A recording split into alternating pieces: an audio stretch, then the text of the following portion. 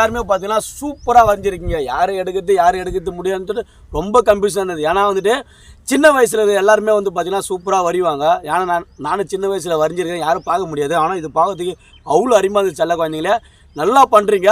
நீங்கள் கண்டிப்பாக வந்து ஒரு நாளைக்கு பெரிய ஓவியர் ஆகிறதுக்கு என்னுடைய மனசார வாழ்த்துக்கள் வந்து உங்களுக்கு வந்து கண்டிப்பாக தரேன்.